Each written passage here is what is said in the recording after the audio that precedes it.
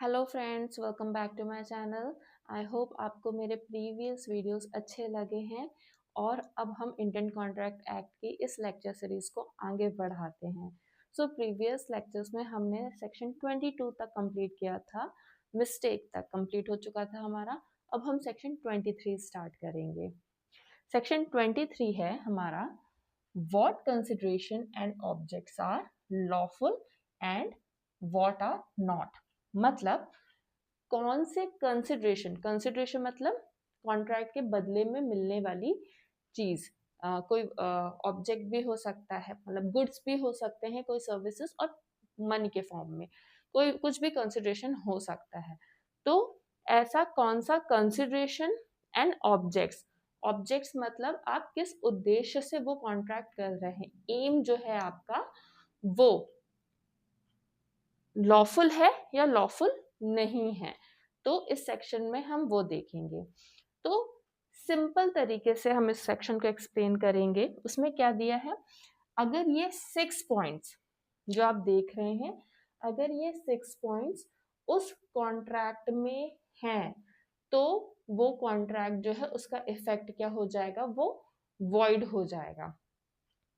अब हम कैसे तय करते हैं कि ये कंसिडरेशन और ऑब्जेक्ट जो है वो लॉफुल है कि नहीं, इन 6 तरीकों से। तो हम इसको एक एक करके अच्छे से एक्सप्लेनेशन के साथ समझेंगे। तो पहला पॉइंट है, it is forbidden by law.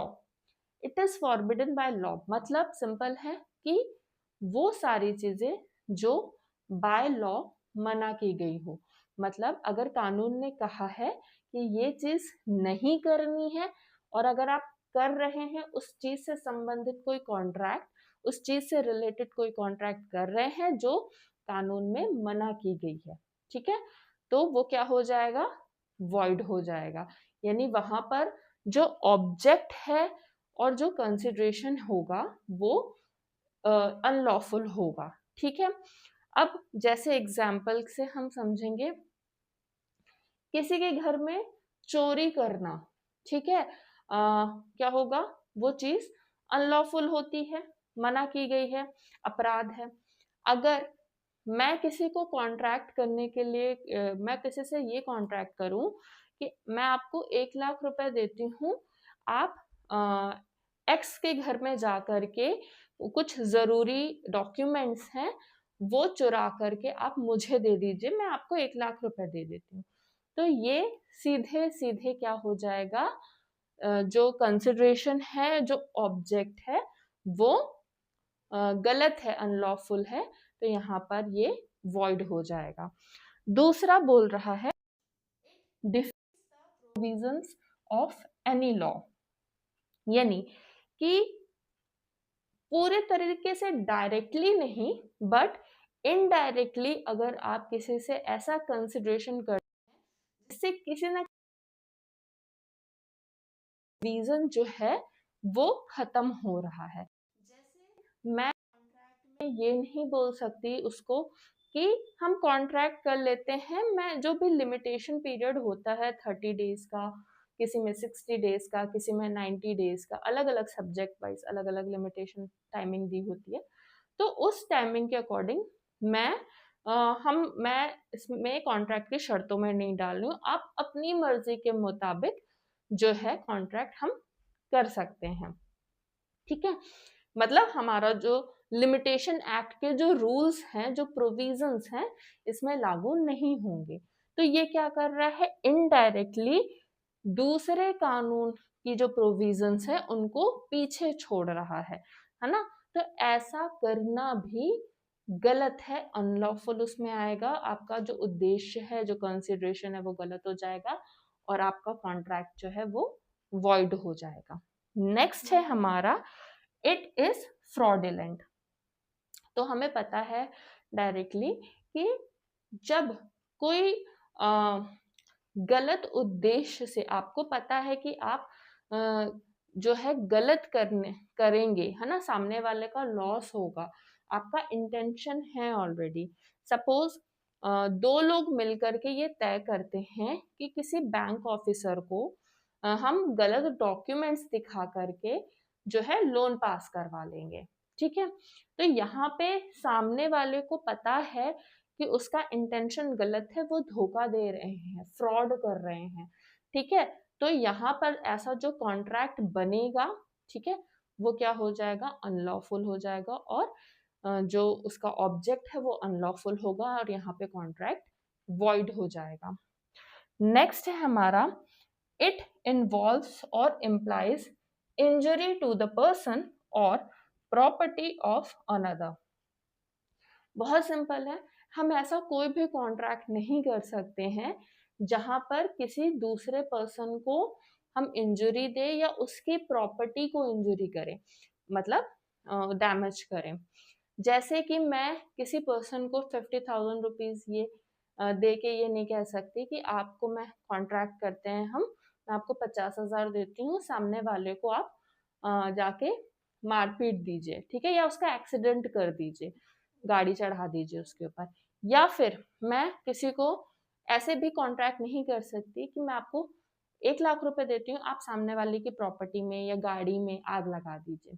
ठीक है, ऐसा करना जो मेरा ऑब्जेक्ट है उस कॉन्ट्रैक्ट का, वो गलत हो जाएगा, और यहाँ पर वो कॉन्ट्रैक्ट अनलॉफुल होने की वजह से वॉइड हो जाएगा। नेक्स्ट है हमारा, the court regard it as immoral. अब कुछ ऐसी चीजें है ना, जैसे कभी कभी कुछ केसेस में ऐसा होता है जहां पर फैमिली वैल्यूज, सोसाइटी वैल्यूज की वजह से कोर्ट उसे इमोरल घोषित करता है या इमोरल मानता है।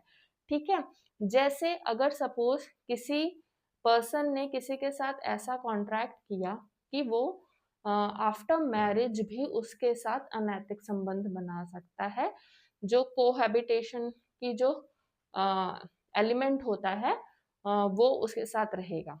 ठीक है, तो ऐसे मोरल वैल्यूज पर भी कोर्ट जो है उस कॉन्ट्रैक्ट को वॉइड मानता है, क्योंकि उसका जो उद्देश्य है वो गलत होता है। नेक्स्ट है, the court regard it as opposed to the public policy.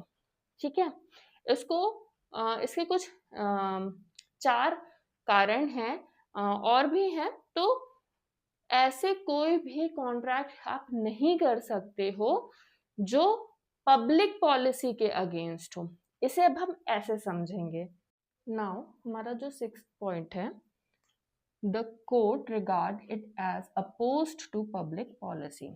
ठीक है, ऐसा कोई भी कॉन्ट्रैक्ट जब आपका उसका कंसिडरेशन या ऑब्जेक्ट जो होता है पब्लिक पॉलिसी के अगेंस्ट होता है ना, लोक नीति के अगेंस्ट होता है। अब वो कैसे माना जाएगा लोक नीति के अगेंस्ट, ये 5 पॉइंट्स उसमें बताए गए हैं, जिसमें पहला है trading with an alien enemy during war time. ऐसे पर्सन के साथ जब युद्ध की स्थिति हो, जैसे भारत का किसी दूसरी कंट्री के साथ युद्ध आधिकारिक तौर पर हो रहा है, ठीक है, और आप उस युद्ध के समय कोई नया कॉन्ट्रैक्ट करते हैं उस पर्सन के साथ, तो क्या होगा, वो वॉइड डिक्लेयर हो जाएगा, अनलॉफुल हो जाएगा। क्यों ऐसा माना गया है, क्यों करना चाहिए अनलॉफुल? क्योंकि जब आप उसके साथ कॉन्ट्रैक्ट करते हैं, आप उसको कोई गुड्स प्रोवाइड करते हैं या कंसिडरेशन मनी के फॉर्म में हो रहा है, तो वो आपका पैसा अपने देश के लिए यूज करेगा, और वो आपके ही देश के खिलाफ उसको यूज करेंगे युद्ध में। तो इसीलिए कहा गया है कि ड्यूरिंग वॉर टाइम आप किसी भी एलियन एनिमी के साथ, किसी भी दूसरे बाहरी व्यक्ति के साथ सिर्फ युद्ध टाइम पर आप जो है ट्रेड नहीं कर सकते।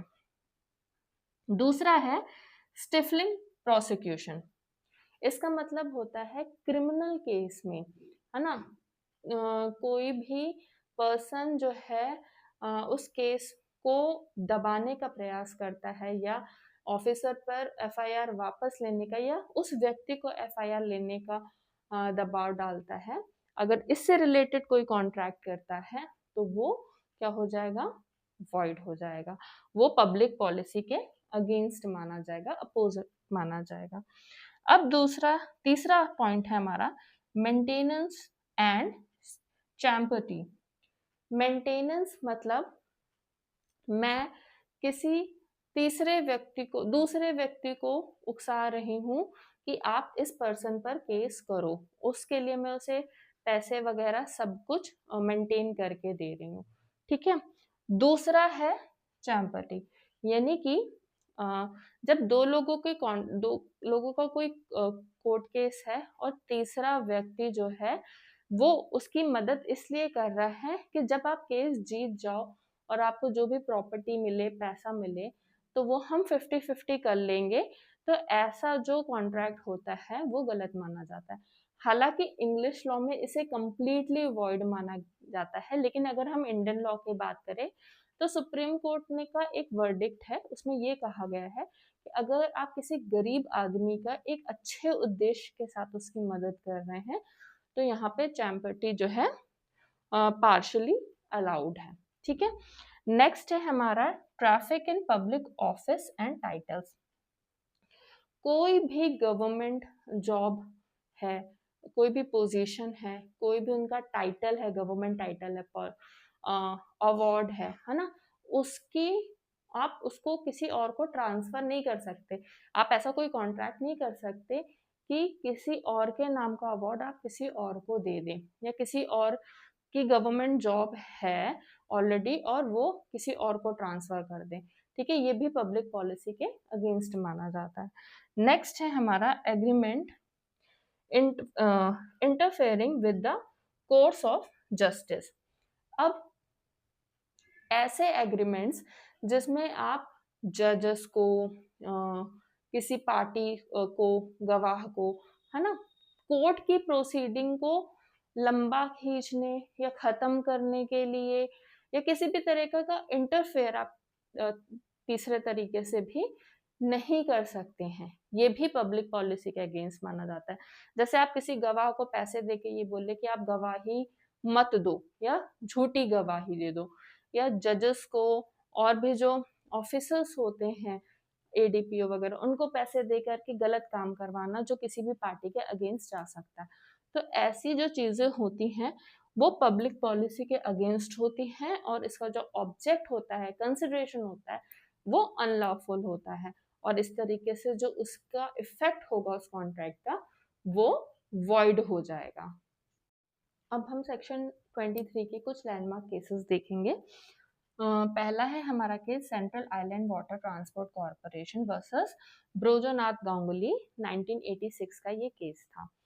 तो इस केस के जो फैक्ट्स थे वो कुछ इस तरीके से थे कि central Island Water Transport corporation जो है एक सरकारी संस्थान थी जहां पर एक परमानेंट जॉब जो कर रहे थे ब्रोजोनाथ, उनको ये कह के निकाल दिया गया कि हमारी ऑर्गेनाइजेशन, हमारे जो कॉरपोरेशन है, उसकी जो रूल बुक का रूल नंबर 9 के अकॉर्डिंग हम किसी भी व्यक्ति को कभी भी 3 महीने की सैलरी दे करके उसे हटा सकते हैं और वो उस कॉरपोरेशन के खिलाफ आवाज नहीं उठा सकता है। ये मामला सुप्रीम कोर्ट तक गया। सुप्रीम कोर्ट का ये वर्डिक्ट था कि ये तो जो रूल बुक 9 के रूल नंबर 9 के हिसाब से ये आसमान और जमीन की दूरियां तय करता है कि कैसे एक आम इंसान जो है वो किसी गवर्नमेंट कॉरपोरेशन के अगेंस्ट आवाज नहीं उठा सकता अपने हक के लिए भी। तो उन्होंने इस तरीके के जो नियम थे उसको पूरी तरीके से वॉइड करार दिया। उन्होंने कहा कि ये पब्लिक पॉलिसी के अगेंस्ट होती है। दूसरा हमारा केस है राम स्वरूप वर्सेस बंसीधर। ये हमारा 1923 का केस है। इस केस में इन्होंने 100 रुपए का लोन लिया था और उसके लिए एक कॉन्ट्रैक्ट पे साइन किया था कि वो जिससे लोन ले रहे हैं वो उसके घर पे बंधुआ मजदूरी करेंगे तब तक जब तक उनके 100 रुपए चुकता नहीं हो जाते, और अगर वो ऐसा नहीं करते हैं तो उन पर और भी ज्यादा फाइन इम्पोज हो, ठीक है। तो बाद में जो कोर्ट थी, इलाहाबाद हाई कोर्ट थी, उसने इस तरीके के जो कॉन्ट्रैक्ट था उसको रद्द किया और सीधे से कहा कि ये व्यक्ति की आज़ादी के अगेंस्ट है। आप उसकी बॉडी और उसके जो इंजरी हो रही है उसको आप वो बना रहे हैं, तो ये एक तरीके से जो ऑब्जेक्ट है इस कॉन्ट्रैक्ट का वो पूरी तरीके से गलत है और यहाँ पे कॉन्ट्रैक्ट वॉइड घोषित किया। तीसरा केस है हमारा वेंकट सुब्बा राव वर्सेस रामा नायडू। ये 1923 का केस है।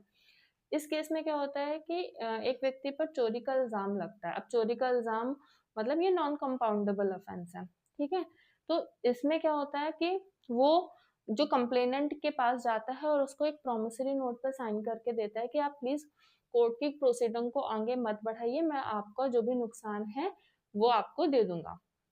जब ये प्रोमिसरी नोट कोर्ट के दस्तावेजों के साथ लगता है तो जज जो है मद्रास हाई कोर्ट जो है इसको प्रोमिसरी नोट को रद्द कर देता है, यह कहकर के ये पब्लिक पॉलिसी के अगेंस्ट है, आप कोर्ट की प्रोसीडिंग पर ऐसे कोई भी दस्तावेज नहीं लगा सकते हैं, आप कोर्ट के जो प्रोसीडिंग है वो उस पर बाधा नहीं डाल सकते हैं, ठीक है।